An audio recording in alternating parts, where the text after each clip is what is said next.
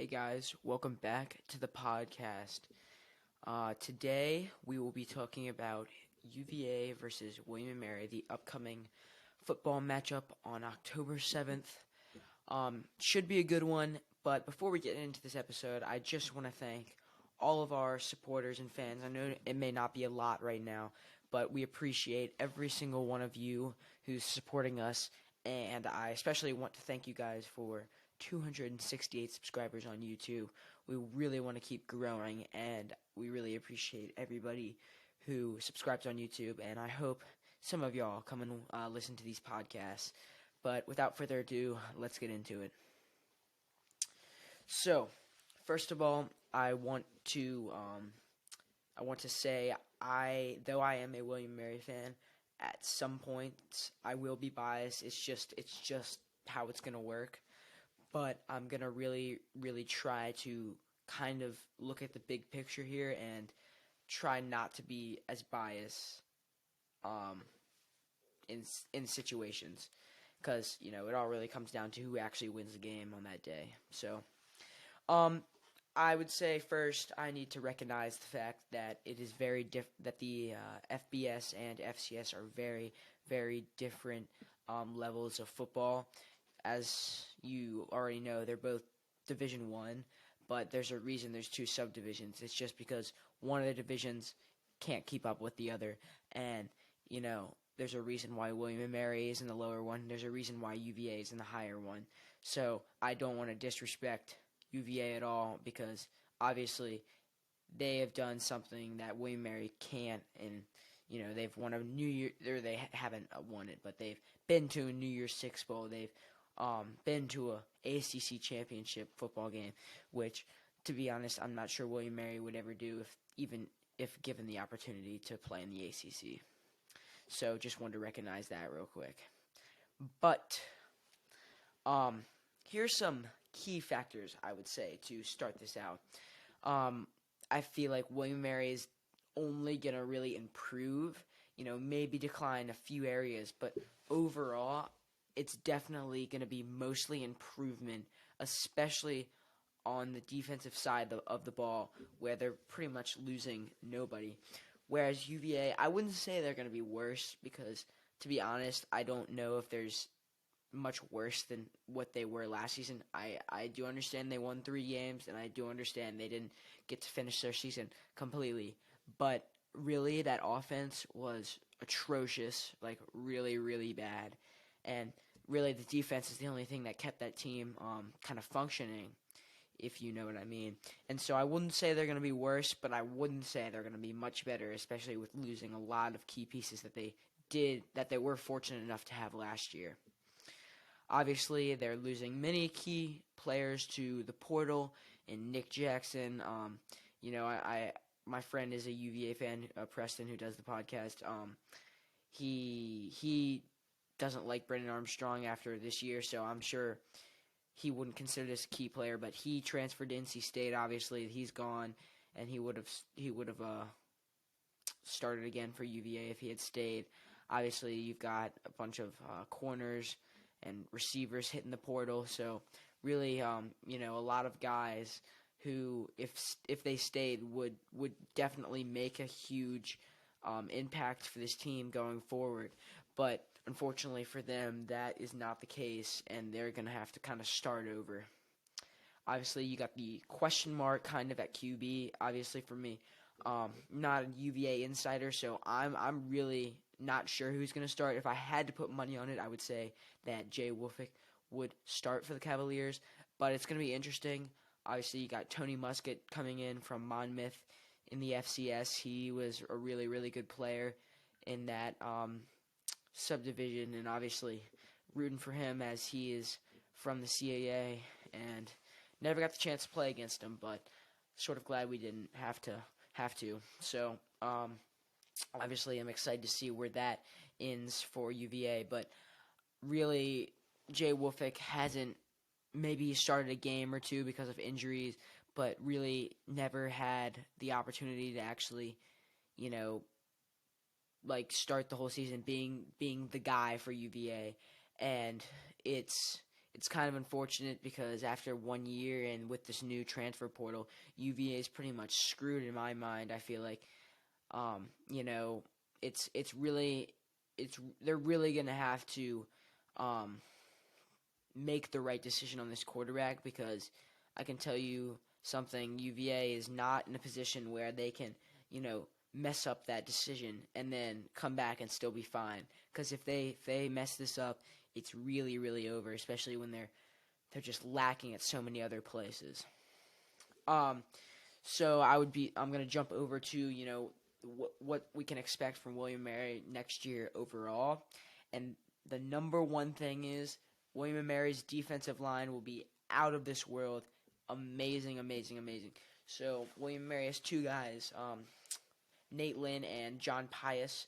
Last year, John Pius obviously was the runner-up for the best defensive player in the FCS, and that is mainly because Nate Lynn was kind of like that guy a year ago in 2021, but people started to double team him. So Pius got the bulk of the sack production and the bulk of the stat type things here. So yeah, so that again, they're gonna have to decide if they want to double team them or if they want them to just both. They want to pray and have them both be single teamed. I guess I don't know what you call it, but yeah, so, I mean, they're only getting older. Nate Lynn going into his senior year and Pius going into his junior year.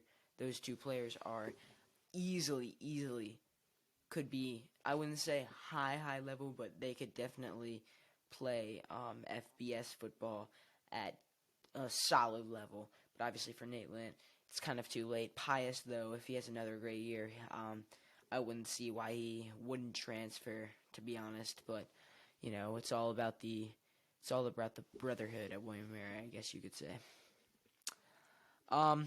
Also, it's I would say the weakest part of this defense is the linebacker core. While Pius is technically a linebacker, he's like T.J. Watt. He's always blitzing, so I kind of consider him as a D lineman. But we had a couple of guys graduate from the linebacker position, which is okay. But we have definitely a lot of capable guys who will now get the majority of the snaps on defense, who were maybe in like 40%. They'll probably jump up to like 70% now this year. So I'm not personally too concerned about that. I mean, our defense has been really, really good for a long time, and I don't expect that to be slowing down, really. And then, obviously, our secondary, it's getting a lot better. It's just a bunch of younger guys getting older, getting more experience, and no safeties are graduating. There's a few corners, but mainly I think it's a bright future defensively overall. And then offensively, we got rising junior Darius Wilson. He's incredible. He's probably the most fun player I have watched in all of William & Mary's sports, including basketball. Maybe Nate Knight, but I'll probably give the edge to Darius Wilson just because he can do it all. We have an amazing backfield too with obviously fifth-year senior Bronson Yoder returning, who really made a huge impact this year, and the fact that he is deciding to stay and use his extra year of eligibility is really going to help us out.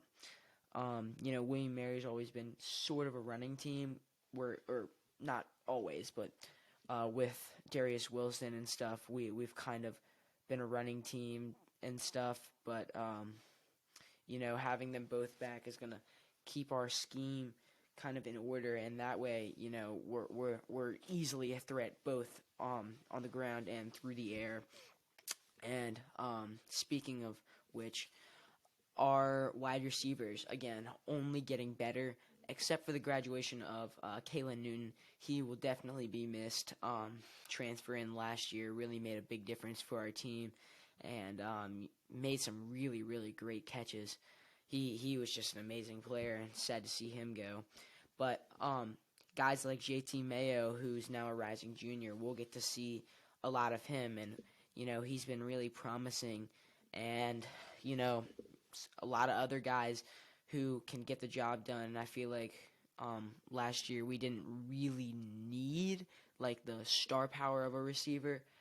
We just I feel like Darius Wilson just kind of got it done there, but definitely something that is going to be improving on that side. And moving on to UVA, I don't want this podcast to take too long, obviously. So I would say their wide receivers are definitely declining, not because of experience. Obviously, experience is going to make almost everybody better, but a lot of guys are hitting the portal. A lot of guys are graduating, so I believe their room will be declining, and definitely not going to help there with the quarterback situation. And then they've got some spots on defense where guys have hit the portal, like Nick Jackson and other linebackers, and the secondary too.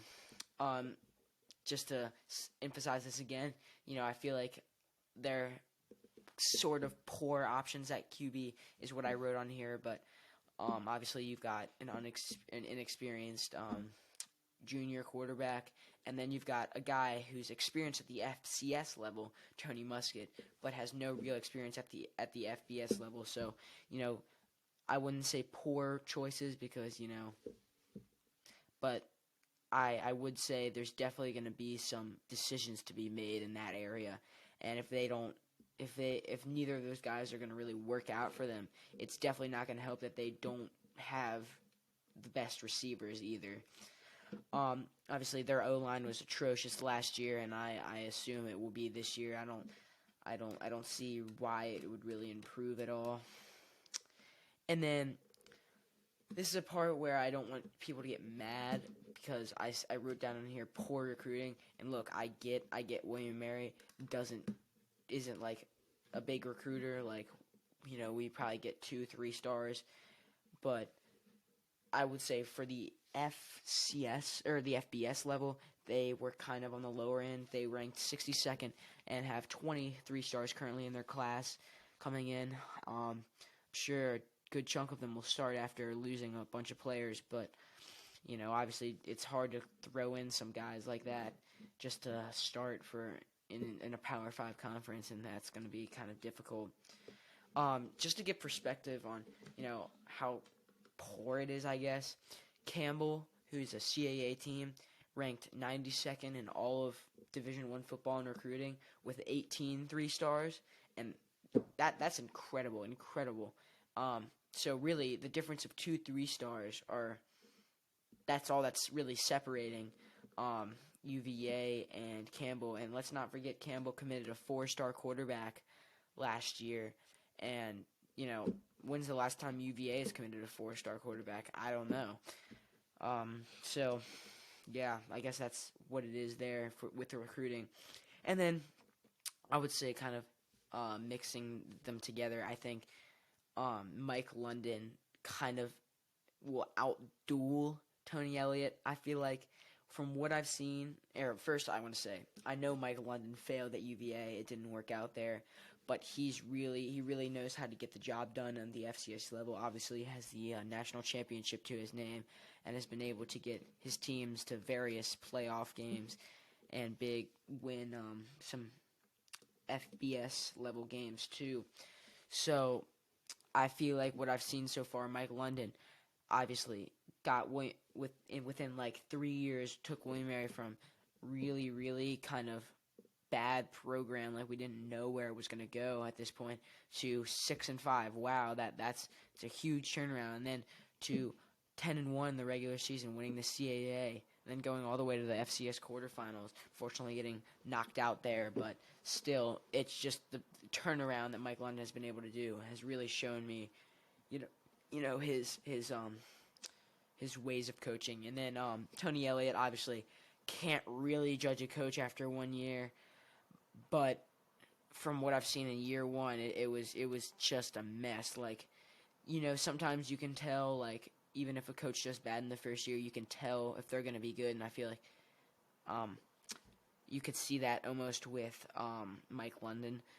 But Tony Elliott, I just didn't see any sign of this guy is going to turn this thing around, even if it takes 3 or 4 years or whatever. I really didn't see that.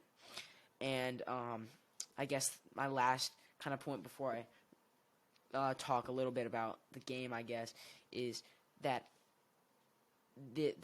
UVA is probably, maybe not probably, but might be going into this game thinking, oh, it's William & Mary FCS. We don't need to worry about these guys. It's fine. So they may kind of lowball us. And if they do that, great, because they won't be ready. And obviously Mike London, coaching against his former team, he'll get us ready to play. He'll get the tribe ready to go. And I really, really think that William & Mary has the talent all around. You look at every single position, I don't see a guy who's not capable. And I don't really see that at UVA. So I think if William & Mary comes out on a fiery start, gets things going early, and kind of just beats UVA on that one day, I think they could win by as much as 20 points. They could lose by as much as 20, 30. But I think my expectations are honestly pretty high for this game. I don't expect us to win it, obviously. But I feel like this is the best chance we've had at beating UVA in pretty much any sport in a very, very long time. And I really, really do think William & Mary has a team to not only compete at a really high level in the FCS level, but I think could really give UVA a run for its money, and that it's going to be tough for UVA too. I'd say my concluding point here statement, I guess, is UVA, I feel like, is really going to struggle offensively in this game. I think William & Mary is honestly going to dominate defensively and win that side of the ball, while UVA, I just don't see them having much production there.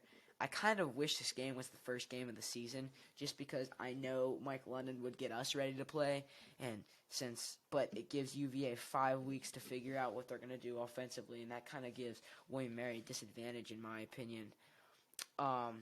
And it's going to be interesting to see what happens when William & Mary's on offense and UVA's on defense. Obviously, kind of the bright spot for both teams last season, and we'll just really see. But I do think William & Mary has what it takes to beat UVA this year, and we will just have to see on October 7th. Thank you guys for tuning in to this episode, and this is the first kind of opinion episode that we have started. Preston, I don't think, has done one yet, but he has taken care of the podcast for the last couple weeks, because we've both had really, really busy schedules, and so you'll hopefully see more of these. Let me know if you guys like this. Remember to subscribe on YouTube, follow us on Twitter at All Eyes on Sports and at Evan_Mangin. Follow Preston on Instagram at Preston Green, and I'd say that's pretty much it. If you want to send us a voice message, you know where it is. It's on the Spotify. And go to Anchor FM /All Eyes on Sports if you want to leave a review or anything like that. That's pretty much it from here. I hope you guys have a wonderful day, and go Tribe.